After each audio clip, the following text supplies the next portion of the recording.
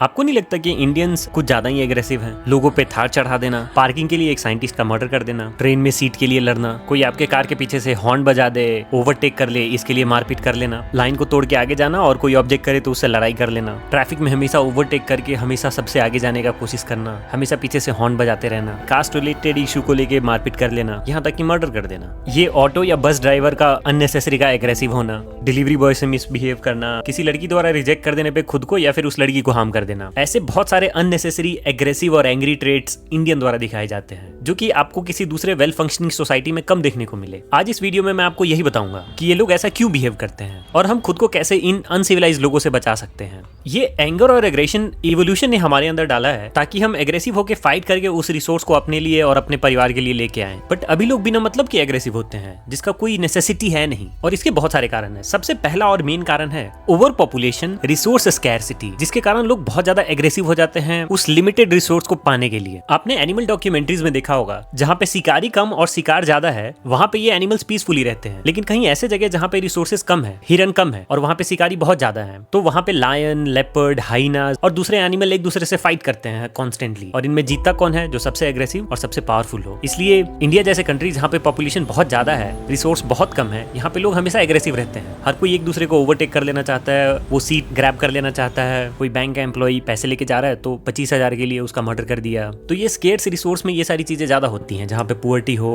और एस्पिरेशंस लोगों की बहुत ज्यादा हाई हो। दूसरा साइंटिफिक कारण है अननेसेसरी का नॉइज और cluttered society. Compare to any other country, India में पॉपुलेशन डेंसिटी बहुत ज्यादा है। यहाँ पे बहुत एक छोटे से एरिया में बहुत ज्यादा लोग भरे हुए हैं। दिन भर कहीं ना कहीं से नॉइज आते रहता है, हमेशा दिमाग क्लटर्ड रहता है, आपको हमेशा कहीं ना कहीं ट्रैफिक से गुजर के जाना होता है। इससे हमारे ब्रेन का एमिगडाला अलर्ट हो जाता है और कॉर्टिसोल रिलीज करने लगता है। That's why most of the Indians are always frustrated and aggressive. तीसरा कारण है हिस्टोरिकल या कल्चरल इन्फ्लुएंस। बहुत सारे सोसाइटी ऐसे रहे हैं जहाँ पे कांस्टेंट इन्वेजन के कारण वो सोसाइटी हमेशा से हाइपर मैस्कुलिन रहा है। वहाँ पे मैस्कुलिनिटी दिखाना, एग्रेसिव होना बहुत कॉमन माना जाता है। यहाँ तक कि वहाँ के लैंग्वेजेस भी आपको एग्रेसिव लगेंगे। इससे वहाँ का कल्चर भी इन्फ्लुएंस होता है। वहाँ के गाने देख लो आप, वहाँ के मूवीज देखो, इसमें हमेशा एग्रेशन को प्रमोट किया जाता है। वहाँ पे थार जैसे कार को प्रमोट किया जाएगा, वहाँ पे गन को प्रमोट किया जाएगा, लोगों को मारना, पीटना, गाली देना, ब्रेकअप होने पे लड़की को गोली मार देना, यही सारी चीजें प्रमोट की जाती हैं उनके गानों में, उनके मूवीज में, जिससे वहाँ के लोग बहुत ज्यादा इन्फ्लुएंस होते हैं और अपनी डेली लाइफ में यही प्रैक्टिस करने लगते हैं। चौथा कारण जो मुझे लगता है कि हमारे देश में एक सबसे बड़ा क्राइम ये किया गया है कि बचपन से लेकर बुढ़ापा तक एक आदमी हमेशा एक कांस्टेंट कंपटीशन के लूप में फंसा रहता है। I can name you thousands of the ways जहाँ पे लोग अपना क्रिएटिविटी एक्सप्रेस कर सकते हैं। लोग स्कीइंग कर सकते हैं, माउंटेनियरिंग कर सकते हैं, सर्फिंग कर सकते हैं, या फिर घूम सकते हैं, स्काई डाइविंग, स्कूबा डाइविंग, बहुत सारी चीजें कर सकते हैं। Instead of promoting those things, हमारी सोसाइटी ने एक कांस्टेंट कंपटीशन को प्रमोट किया है। आप जब से पैदा हुए हो, मरने मरने तक आप एक कंपटीशन में लगे रहो और अपना हायरार्की, अपना डोमिनेंस प्रूव करो कि आप इस टॉप पे हो। और ये जब आप इस लूप में फंसे रहते हो कि हाँ मैं हमेशा खुद को प्रूव करता रहूं, तो आप हमेशा एग्रेसिव रहते हो, हमेशा डोमिनेंट रहते हो। भले ही आप लोगों को ये दिखाना चाहते हो कि मैं कितना स्ट्रिक्ट पेरेंट हूं, तो आप अपने बच्चों की तरफ अब्यूजिव रहते हो। आप खुद को दिखाना चाहते हो कि मैं कितना मैस्कुलिन हूं, तो आप अपनी पत्नी से प्यार दिखाने के बजाय उसको मारते हो, पीटते हो। इंस्टेड ऑफ थोड़ा सा सबमिसिव होके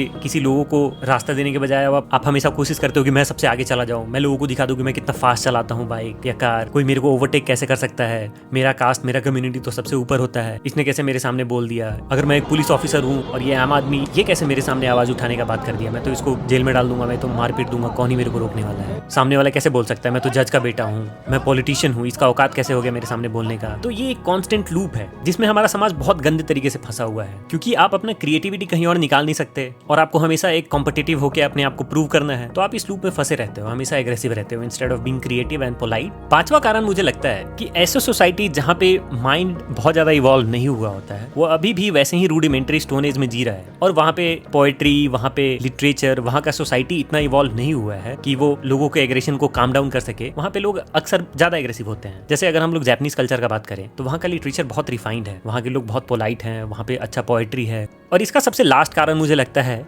week police and weak justice system. ऐसे सोसाइटी जो थोड़े से एडवांस होते हैं, वहाँ पे पुलिस फंक्शनिंग होता है, वहाँ का जुडिशरी फंक्शनिंग होता है, वो ऐसे लोग जो रूल्स एंड लॉ को तोड़ते हैं उन पे फाइन लगाया जाता है, उनको पनिश किया जाता है। बट हमारे कंट्री में ये बहुत रेयर है। यहाँ पे आप कितना भी बदमाशी कर लो, आप कितना भी गुंडागर्दी दिखा लो, आप पुलिस को पैसे देके, जुडिशरी को पैसे देके बच सकते हो। और एट फर्स्ट प्लेस अमीर हो या गरीब, इसको पुलिस या फिर जुडिशरी का तो डर ही नहीं है। इन सारी चीजों का प्रत्यक्ष एग्जाम्पल हम लोग देख सकते हैं दो सोसाइटीज को कंपेयर करके। अगर हम लोग दिल्ली को कंपेयर करें जापानीज कल्चर से, because I think Japan epitome है एक कल्चर्ड सोसाइटी का, तो अभी मैंने ये सारे जो पॉइंट बताया आप इनको ईजिली डिफ्रेंशिएट कर सकते हो। वो कंट्री हाईली पॉपुलेटेड नहीं है, वहाँ पे रिसोर्स स्कैर्सिटी नहीं है, इसलिए वहाँ पे लोग एक दूसरे में कट मर नहीं रहे हैं। वहाँ पे पॉपुलेशन बहुत ज़्यादा क्राउडेड नहीं है, वहाँ पे बहुत ज़्यादा ट्रैफिक नहीं होता जिससे लोग हमेशा हाई कॉर्टिसोल स्टेट में नहीं रहते हैं। वहाँ पे कल्चरल एग्रेशन नहीं देखने को मिलता है, वहाँ के गानों में गन कल्चर को नहीं प्रमोट किया जाता है, वहाँ के गानों में ऐसे मॉडिफाइड थार नहीं दिखाए जाते हैं, वहाँ पे हाइपर मैस्कुलिनिटी को प्रमोट नहीं किया जाता है, वहाँ के सोसाइटी में लोगों को कॉन्स्टेंट कॉम्पिटिशन लूप में नहीं रखा जाता है, वहाँ पे लोगों को एक्स्ट्रा करिकुलम एक्टिविटीज करने को बोला जाता है जिससे वो अपना फ्रस्ट्रेशन अपना एग्रेशन दूर कर सके। वहाँ पे एक थिंकिंग एंड फ्लरिशिंग सोसाइटी है, वहाँ पे लिटरेचर है, वहाँ पोएट्री है, वहाँ पे कुछ कुरीतियां हैं तो लोग उसके बारे में सोचते हैं, उसको ठीक करते हैं। और सबसे इंपॉर्टेंट वहाँ पे लॉ इन्फोर्समेंट है, वहाँ का जुडिशरी में लाखों करोड़ों केसेस पेंडिंग नहीं है, वहाँ पे अगर आप कुछ गलत करते हो तो आपको इंस्टेंट पनिशमेंट मिलेगा। And you have this fear in mind कि मैं ऐसे एग्रेसिव और इलिसिट चीजें ना करूँ जो सोसाइटी के बेसिक रूल्स को ब्रेक करे।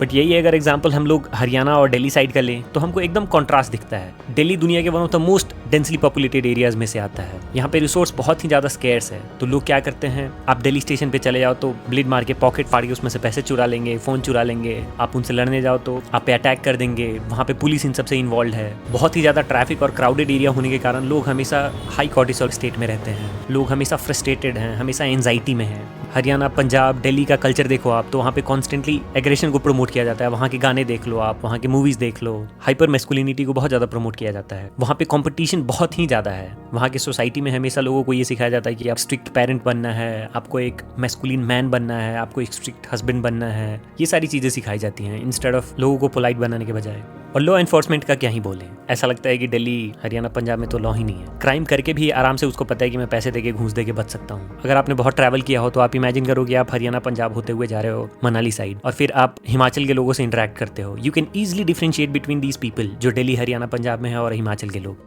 सो we as a conscious human being हम लोग खुद को कैसे इन सारी चीज़ों से बचा सकते हैं। सबसे पहला ये जो मैंने 5-6 पॉइंट गिनाए, आपको हमेशा ये सारे चेक में रखने हैं। आप अवॉइड करो डेंसली पॉपुलेटेड एरियाज में रहना, लाइक दिल्ली। ऐसे गाने, ऐसे मूवीज को आप प्रमोट मत करो जहाँ पे वायलेंस, एग्रेशन दिखाया जा रहा है, इसके अगेंस्ट आवाज उठाओ। कॉम्पिटिशन लूप से निकलो, आप अपने क्रिएटिविटी, अपने हॉबी, इन सबको एक्सप्लोर करो। आप डिमांड करो अपने गवर्नमेंट से, अपने लॉ इन्फोर्समेंट से कि ऐसे लोग जो कॉन्स्टेंटली ये सारे एग्रेसिव वायलेंट चीजें करते हैं उनके अगेंस्ट एक्शन लिया जाए। और आप खुद में भी इंट्रोस्पेक्ट करके देखो, कहीं आप भी ये सारी चीजें तो नहीं करते हो। कहीं ट्रैफिक में, ट्रेन में अगर किसी से झगड़ा हो जाए, अपने ईगो को कंट्रोल करो और पीछे हट जाओ। हमारे देश में बहुत सारे ऐसे लोग हैं जिनको अपने जीवन का और आपके जीवन का कुछ लेने देना नहीं है, वो छोटे से बात में मर जाने को रेडी है। लाइफ बचा रहेगा, आप बहुत कुछ कर लोगे।